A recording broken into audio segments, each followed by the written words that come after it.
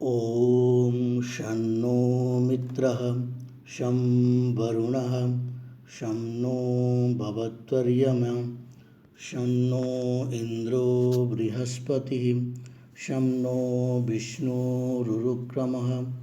नमो ब्रह्मणे नमस्ते वायो त्वमेव प्रत्यक्षं ब्रह्मासि त्वामेव प्रत्यक्षं ब्रह्म वदिष्यामि ऋतं वदिष्यामि सत्यं वदिष्यामि तन्मामवतु तद्वक्तारमवतु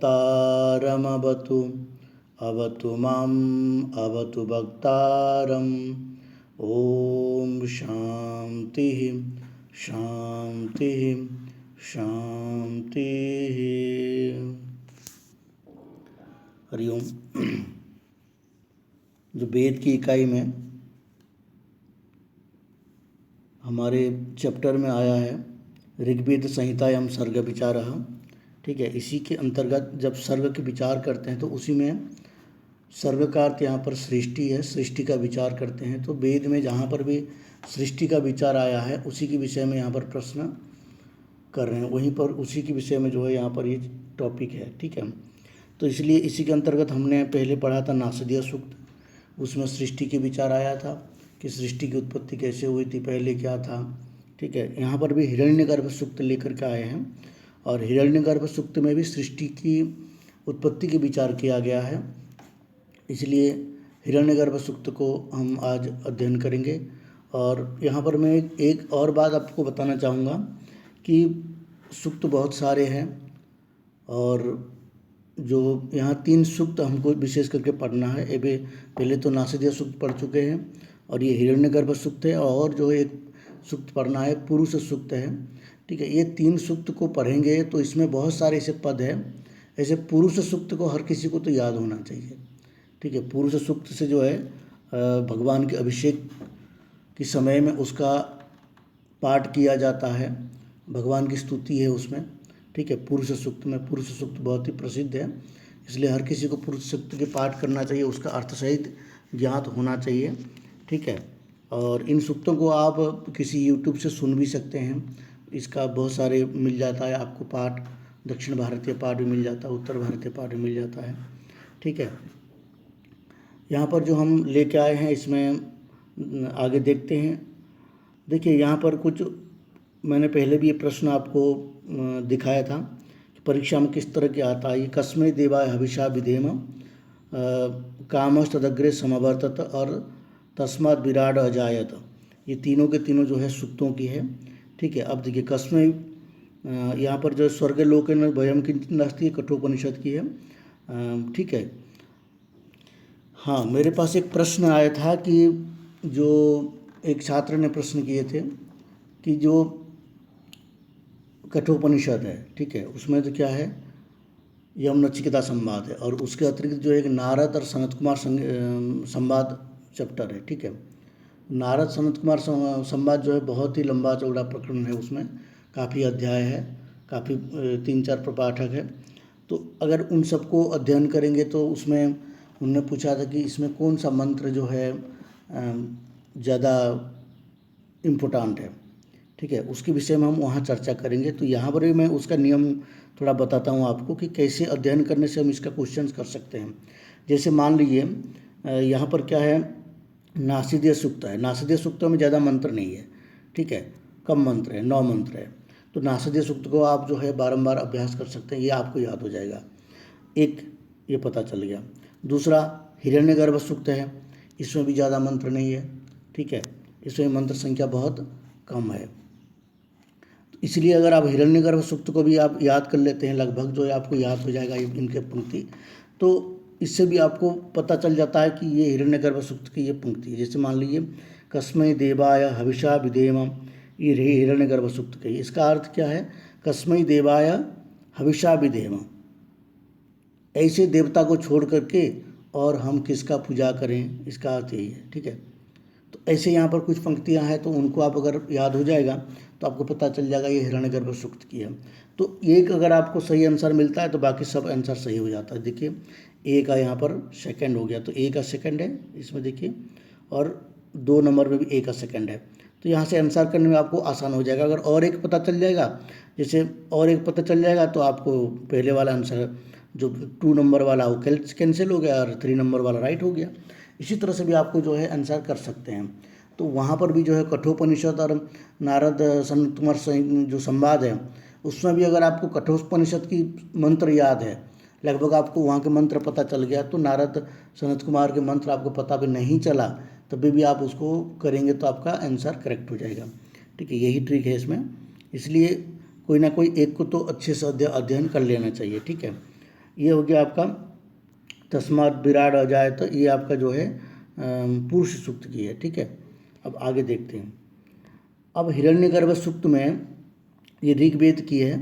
ठीक है, और ये भी 10वां मंडल की है और 121वां सूक्त है। पहले जो हम लोगों ने नासदीय सूक्त पढ़े थे वो 129वां सूक्त है और इसमें मंत्र संख्या कितने हैं, 10 है। उसमें 11, उसमें जो है 9 मंत्र थे। ठीक है, नहीं उसमें 7 मंत्र थे। ठीक है, और यहाँ पर देवता कौन है, प्रजापति देवता है, और ऋषि कौन है, हिरण्यगर्भ ऋषि है। ठीक है, छंद त्रिष्टुप छंद है। ठीक है, अब हम आरंभ करते हैं हिरण्यगर्भ सूक्त।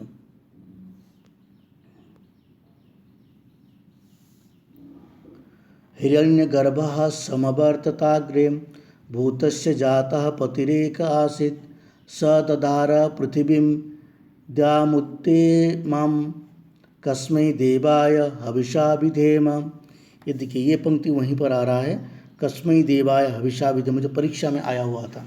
ठीक है, तो यहाँ पर क्या है, हिरण्यगर्भः सम अवर्तत अग्रे भूतस्य जातः, ये पदच्छेद है इसका।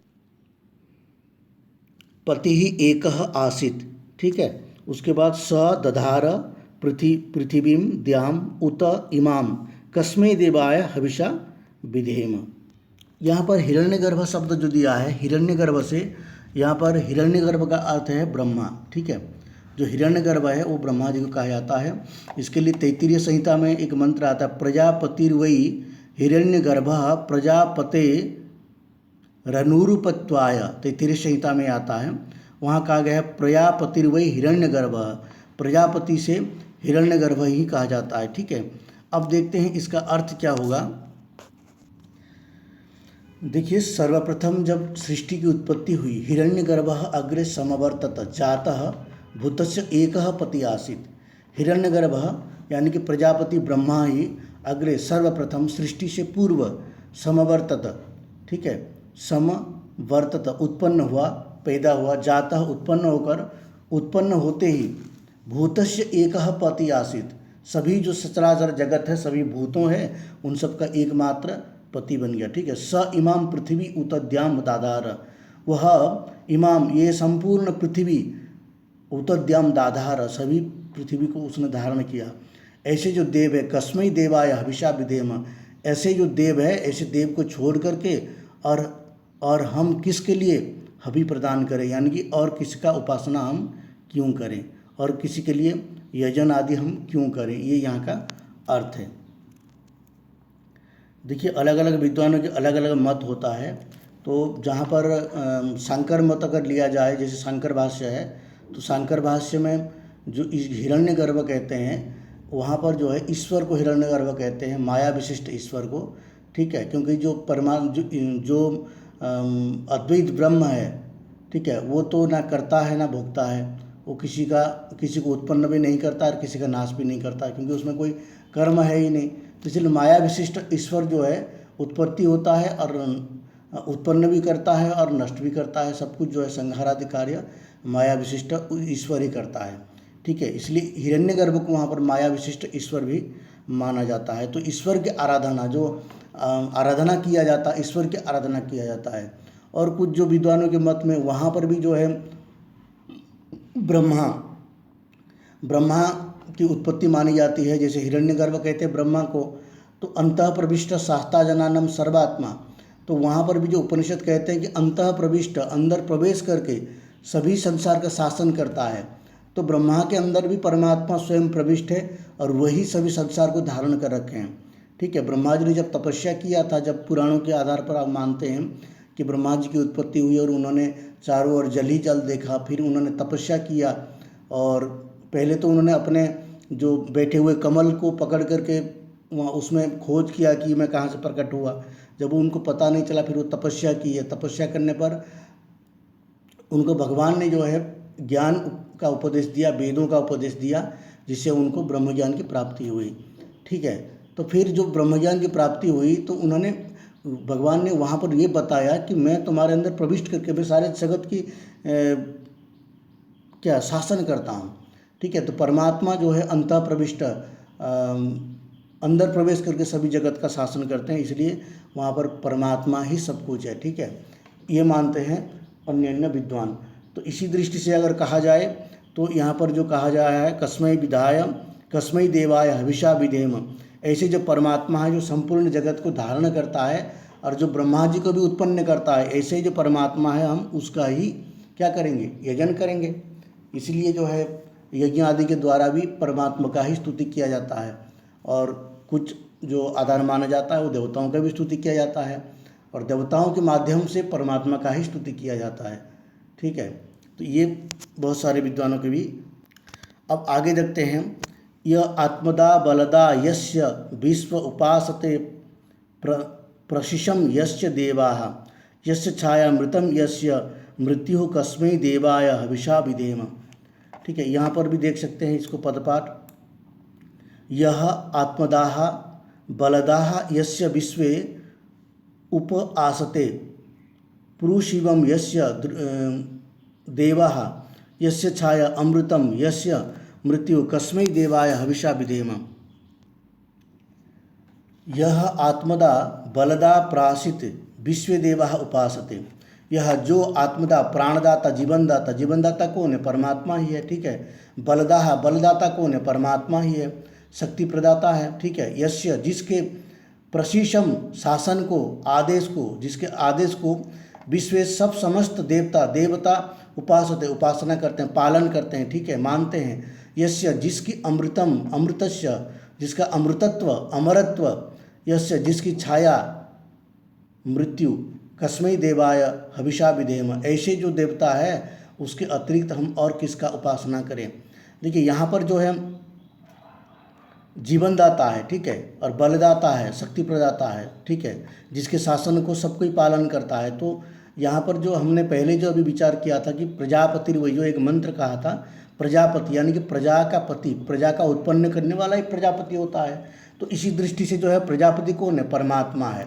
ठीक है, और परमात्मा ही सब कुछ कराते हैं और वो वहाँ पर जो हिरण्यगर्भ अगर ब्रह्मा को मानते हैं तो ब्रह्मा के माध्यम से कराते हैं। ठीक है, अगर साक्षात परमात्मा भी करते हैं तो साक्षात परमात्मा भी कर सकते हैं। ठीक है, इसलिए परमात्मा जो है यहाँ पर सब कुछ प्रजा की पति है।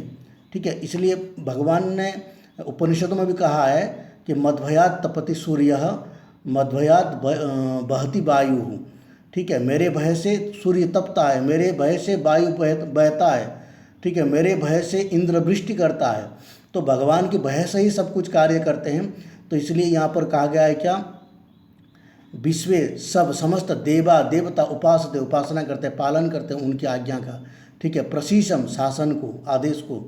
ठीक है, तो इसलिए जो है वही परमात्मा है और उस परमात्मा के अतिरिक्त हम और किसको हविष प्रदान करें, उस परमात्मा के अतिरिक्त और हम किसका पूजा करें। ठीक है, यहाँ पर जो है इस मंत्र का अर्थ ये हो जाता है। अब आगे देखते हैं, यह प्राणतो निर्मिषतो महित्वैक इंद्रजा जगतो बभूव य इसे अस्य द्विपदश्चतुष्पदः कस्मै देवाय हविषा विधेम। ठीक है, ये मंत्र है। अब देखिए यहाँ पर यह प्राणितो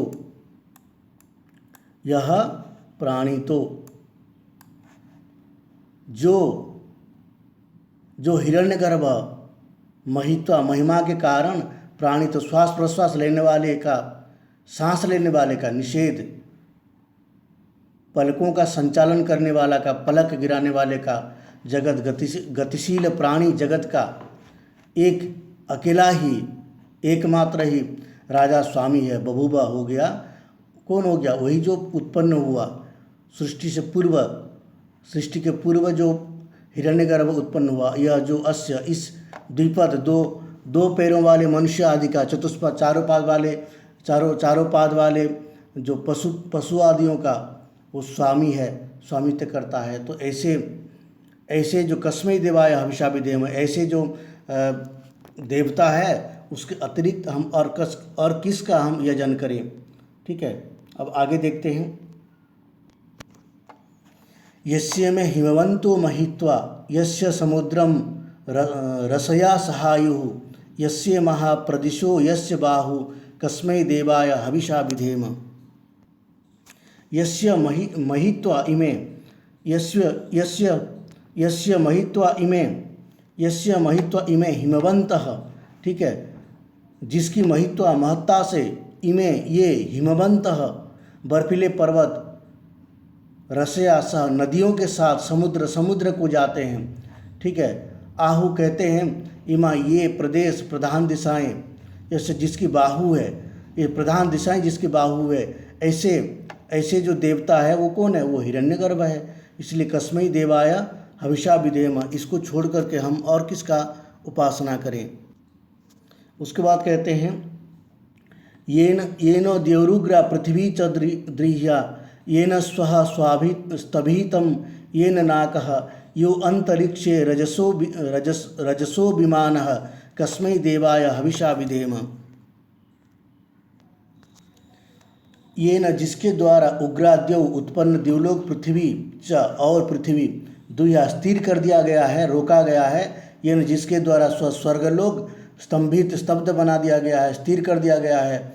ये न जिसके द्वारा नाकलोक जो अंतरिक्ष को लोगों को नापने वाला है, ऐसे जो परमात्मा है उसके अतिरिक्त हम किसका यजन करें। कस्मै देवाय हविषा विधेम। ठीक है, ये जो पंचवा मंत्र। यम क्रंदसी अवसा तस्थभाने अभ्यरीक्षितं मनसा रेजमाने यत्रादिसूर उदितो विभाति कस्मै देवाय हविषा विधेम। यहाँ पर क्या कहते हैं कि अवसा रक्षा द्वारा, रक्षा के लिए तस्थभाने स्थिर किए गए, मनसा रेजमाने मन से कांपते हुए, क्रंदसी द्युलोक और पृथ्वी लोग, यम जिस प्रजापति की और मनसा मन से अभ्यक्षताम देखते हैं, यत्र अधि जिसके आधार पर बनाकर, जिसके ऊपर आश्रित होकर, सूर्य आदि उदित होते हैं। ठीक है, विभाति प्रकाश करते हैं, सूर्य आदि उदित होकर के विभाति प्रकाश करते हैं। कस्मै देवाय हविषा विधेम, ये सब कुछ परमात्मा की वजह से। अभी हमने आपको मंत्र बताया था कि मध्भयात् तपति सूर्य, ठीक है, मध्भयात् बहति वायु। भगवान कहते हैं कि मेरे भय से वायु बहता है और मेरे भय से सूर्य तपता है। तो उनकी आश्रित होकर के सूर्य आदि यहाँ पर उदित होते हैं और फिर वो प्रकाश करते हैं। कस्मै देवाय हविषा विधेम, ऐसे जो परमात्मा है, ऐसे जो देवता है, उनका हम हविष्य यजन करें। इसके अतिरिक्त हम किसका यजन क्यों करें। ठीक है, आपोहयत बृहतिर्विश्वमाय, आपोहयर बृहति विश्वमाय मायन गर्भम दधाना जनयन्तिरग्निम ततो देवानां समवर्तता सुरेकः कस्मै देवाय हविषा विधेम। यहाँ पर देखिए, यहाँ पर बहुत सुंदर स्तुति की गई है। ये हिरण्यगर्भ की स्तुति है, यानी कि परमात्मा की स्तुति है। यत जब निश्चयार्थक निपात गर्भदधाना, गर्भधारण करती हुई, अग्नि को जनयंती उत्पन्न करती हुई, बहती विपुल महती, आप जलराशि ने विश्व को आयन व्याप्त कर लिया है, तब देवानम देवताओं का एक असुह एकमात्र प्राणभूत प्रजापति उत्पन्न हुआ। यहाँ पर उत्पन्न की बात कही गई है कि जब गर्भधारण करती हुई और अग्नि को उत्पन्न करती हुई महती ये संपूर्ण जलराशि ने विश्व को व्याप्त कर लिया, तब देवताओं का एकमात्र प्राणभूत प्रजापति उत्पन्न हुआ। देखिए, जब प्रलय हो जाता है ना, प्रलय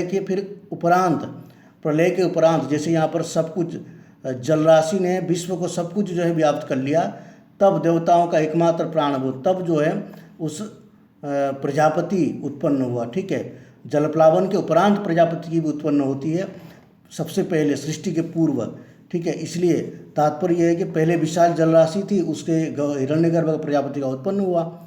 तो ऐसे जो हिरण्यगर्भ है, उस हिरण्यगर्भ को छोड़ करके अब और हम किसका यजन करें। देखिए, जो वैदिक मंत्र होते हैं, वैदिक मंत्र को कई प्रकार से अर्थ किया जाता है, ठीक है। कोई परमात्मा परक अर्थ करता है, कोई देवता परक अर्थ करता है, ठीक है। जैसे दयानंद आदि है, इन्होंने देवता परक अर्थ किया है, और कुछ महर्षियों ने परमात्मा परक अर्थ किया है। दयानंद आदि ने परमात्मा परक अर्थ किया है, जो भाष्य का वेदों का अर्थ।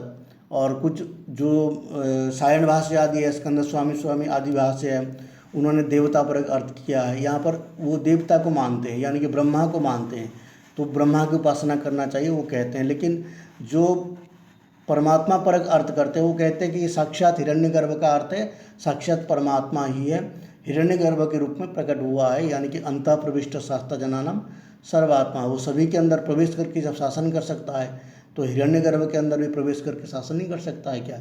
इसलिए जो है यहाँ पर जो है ये जो कस्मै विधाय कस्मै देवाय हविषा विधेम जो कहा गया है, कि ऐसे परमात्मा जो सर्वशक्तिमान है, उस परमात्मा का अतिरिक्त हम और किसका यजन क्यों करें, ठीक है। उस परमात्मा का ही हम यजन करेंगे, ठीक है।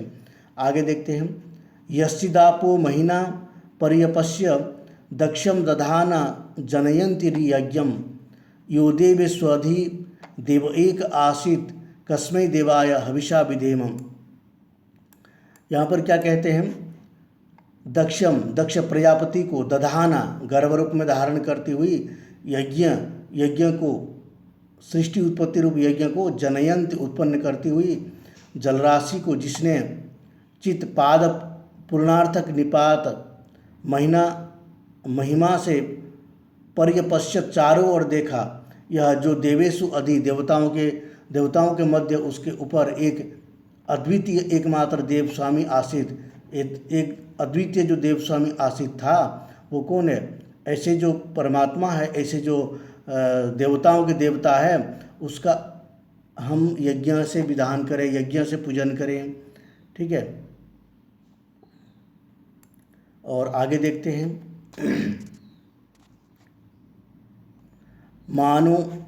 मानो हिंसिर जनिता या पृथिव्या योवादीव सत्य धर्माजजान यश्चापश्चंद्रा बृहतिर्जनान कस्मै देवाय हविषा विधेम। यहाँ पर भी जो है न हमें हम लोगों को माँ हिंसात, न मारे पीड़ित न करें, यह जो पृथ्वी का जनिता उत्पन्न करता उत्पादक वा, और यह जिसने सत्य धर्मा सत्य नियम वाली ने दीवलोक को जजान उत्पन्न किया है, यह च, और जिसने आनंददायक आह्लादकारिणी विशाल जलराशि को उत्पन्न किया है, ठीक है, जिसने ये सारे सृष्टि की उत्पत्ति किया है, ठीक है। प्रजापति हमें पीड़ित न करे, यहाँ पर स्तुति कर रहे हैं, स्तुति न हमें हम लोगों को माँ हिंसाम, हम लोगों को पीड़ा ना दे, कष्ट ना दे, और जिसने यहाँ पर स्तुति देखिए, यहाँ पर स्तुति कर रहे हैं कि हमको वो पीड़ा ना दे, जो पृथ्वी आदि का उत्पादक है, जल आदि का उत्पादक है, दिवलोक का उत्पन्न किया है, आनंददायक विशाल जलराशि का उत्पन्न किया है, वैसे देवता का हम यजन करते हैं, हमको पीड़ा ना दे, इसका अर्थ यही है। देखिए, जो वैदिक वाङ्मय होता है वो स्तुति परक होता है, और उससे परमात्मा की स्तुति किया जाता है। तो स्तुति करने से जो अंतःकरण की शुद्धि होती है, और अंतःकरण की शुद्धि होने से फिर आचार विचार आदि सब कुछ जो है सात्विक हो जाता है, और उसके बाद जो है फिर मोक्ष मार्ग में वो प्रवृत्त होता है, ठीक है। हमारे जो शास्त्र के लक्ष्य है वो मोक्ष के लिए प्रेरित करता है, ठीक है। इसलिए यहाँ पर स्तुति किया गया है कि वह प्रजापति हमें पीड़ित न करे। आगे देखिए, प्रजापतेन त्वदेतन्यो विश्वा जानानि परिता बभूव यत्कामस्ते जुहुमस्तन्नो अस्तु वयम श्याम परयो रयीणाम। यहाँ पर देखिए, प्रजापति, हे प्रजापति, त्वत अन्य, तुम्हारे अतिरिक्त अन्य कोई ऐसे इन वर्तमान कालिक ता उन भूतकालिक विश्वा संपूर्ण जानात उत्पन्न पदार्थ को न परिबभूव व्याप्त नहीं कर पाया। यद कामा जिसकी कामना करते हुए ते तुम्हें जुहूम हबी प्रदान करते हैं, उस वह न हराम अस्तु हो जाए, वह हम रमणीयाम समृद्धियों के धनों के तपत स्वामी हो जाए। यहाँ पर क्या करते हैं, यहाँ पर जैसे पहले कस्मै देवाय हविषा विधेम, ये पंक्ति से कहे कि हम ऐसे देवता को छोड़ करके और अन्य का पूजा क्यों करें, अन्य का यजन कैसे करें, क्यों करें। अब यहाँ पर कहते हैं कि हे प्रजापति, हमने जो है तुम्हारे यजन किया है, ठीक है, तुम्हारे अतिरिक्त अन्य किसी का हमने यजन नहीं किया है, सिर्फ तुम्हारा ही यजन किया है। तो तुम जो भूतकालिक वर्तमानकालिक सभी को उत्पन्न करने वाले हो और सभी को व्याप्त करके रहते हो, ऐसे तुम्हारा हमने यजन किया है, इसलिए हमें तुम्हारे लिए हबी प्रदान किया है, ठीक है। इसलिए हम जो जिस इच्छा से तुम्हारे यजन किया है वही फल हमें प्राप्त हो, समृद्धियों के धन दानों के हम स्वामी हो जाएं। यहाँ पर ये स्तुति है और इस स्तुति से जो है अपने समृद्धि को प्राप्त करने के लिए स्तुति किया गया है, ठीक है। ये 10वां मंत्र था और यहाँ पर जो है ये समाप्त हो गया। इसका सारा अंश इतना है कि स्तुति के माध्यम से जो है परमात्मा की स्तुति किया गया है और उसी से जो है अपने जीवन को समृद्धि करना है। जैसे यज्ञ से क्या होता है, यज्ञ अपने व्यक्ति क्यों करता है, क्योंकि अपने समृद्धि चाहता है, ठीक है, अपने समृद्धि के लिए व्यक्ति यज्ञ करता है, ठीक है। इसलिए यहाँ पर भी जो है इस मंत्र के माध्यम से स्तुति यज्ञ किया है, स्तुति के माध्यम से यज्ञ किया है और ये कहा है कि तुम सर्वश्रेष्ठ हो और तुम्हारे हम यजन करते हैं, इसलिए हमको क्या है वो फल प्राप्त हो जो हम इच्छा करते हैं। इसलिए इन सब के अध्ययन क्यों किया जाता है, क्योंकि अपने लाभ के लिए किया जाता है। तो यहाँ पर जो है ये इसका मंत्र समाप्त होता है, 10 मंत्र है इसमें। और ये मंत्र आपको कई बार आवृत्ति करना चाहिए ताकि इस मंत्र, अगर इससे कोई भी मंत्र आता है, जैसे पिछली बार आया था कस्मै देवाय हविषा विधेम, आपको ये पंक्ति तो याद ही होगी, अगर इस बार ये भी आता है तो आप यहाँ आराम से कर सकते हैं। और उसके अतिरिक्त जो है प्रजापतेन त्वदिनान्यनो विश्वा, मैं यहाँ पर अर्थ क्यों बताया इस मंत्रों का, इसलिए ताकि इस मंत्र को आप कुछ पल जो है कुछ मिनट के लिए इस मंत्र को आप बार बार जो इनके शब्दों को अध्ययन कर सकें। और अगर आपके पास ऐसे मंत्र आता है कि आपको याद आएगा कि हाँ मैंने ये मंत्र पढ़ा था कहीं, ठीक है, फिर आपको याद आएगा कि हाँ मैंने इस सूक्त में पढ़ा था। अगर 5-6 बार इस तरह से आप इसको सुन भी लेंगे ना, इस वीडियो को रिवीजन करके, तो आपको इसका काफ़ी मंत्र याद हो जाएगा। और इससे आपको लाभ यही होगा कि परीक्षा में अगर इस प्रकार के मंत्र आता है तो आप आराम से कर सकते हैं, ठीक है। अब देखिए मैंने आपको जो है यहाँ पर ये दे दिया है। मैं मोबाइल नंबर अक्सर भूल जाता हूँ बोलना बीच में, इसलिए मैंने इसको यहाँ पर कोड कर दिया। ये मेरा व्हाट्सएप नंबर है। आपको इसकी PDF वगैरह चाहिए, आप पहली बार अगर YouTube में आए हैं तो आपको इसकी PDF चाहिए और अन्य भी जो वीडियो अपलोड हुआ है उनकी PDF चाहिए, तो आप मुझे इस नंबर पे मैसेज कर सकते हैं और आपको सारे PDF मिल जाएगा, ठीक है। और मैं कोशिश करूँगा कि हाँ इसकी लिंक में आप देख लीजिए, इसकी लिंक में आप देख सकते हैं कि लिंक में आपको टेलीग्राम की लिंक मिल जाएगा, उसको भी आप ज्वाइन कर सकते हैं। टेलीग्राम जैसे ही ज्वाइन करेंगे तो वहाँ से आपको कई सारे PDF जो है वहाँ हमने डाल रखा है, सभी PDF वहाँ लगभग रहता है, तो वहाँ से भी आप ले सकते हैं। अगर कोई क्वेश्चंस हो आपके पास तो वो भी आप हमें क्वेश्चंस के माध्यम से पूछ सकते हैं कि, और हमारे साथ व्हाट्सएप में आप जुड़े रहिए, तो बाकी जो है इन्फॉर्मेशन आपको हम देते रहेंगे, ठीक है। इस वीडियो को अपने दोस्तों को शेयर ज़रूर करिए, क्योंकि बहुत सारे छात्र अभी भी मेरे पास जो है प्रतिदिन 2-3 छात्र की मैसेज आता है और वो यही कहते हैं कि हमको मटेरियल ही नहीं मिल रहा था, ठीक है। ये प्रसंग सब जगह में आ रहे हैं। मैं ये कोई चैनल के प्रमोट के लिए नहीं बता रहा हूँ, मैं इसलिए बता रहा हूँ ताकि छात्रों को ये मदद मिल सके, ठीक है। और आप लोगों के पास इस समय बहुत ही टाइम है, काफ़ी अच्छा लंबा समय है आपके पास नेट की प्रिपरेशन करने के लिए, तो बहुत अच्छे से प्रिपेयर करिए और जो भी आपको परेशानी आता है आप हमारे साथ डिस्कशन कर सकते हैं, ठीक है। और आप सब्सक्राइब तो करेंगे ही क्योंकि आपको आगे अध्ययन करना है, तो और लाइक ज़रूर करिए, क्योंकि लाइक करने से क्या है आपका पसंद नापसंद हमें पता चलता है। और कमेंट्स में भी आप लिख सकते हैं कि आपको इसमें क्या समझ में अगर नहीं आया, अगर आगे क्या चाहिए वो भी आप यहाँ पर बता सकते हैं, ठीक है। इस वीडियो को हम यहीं पर एंड करते हैं।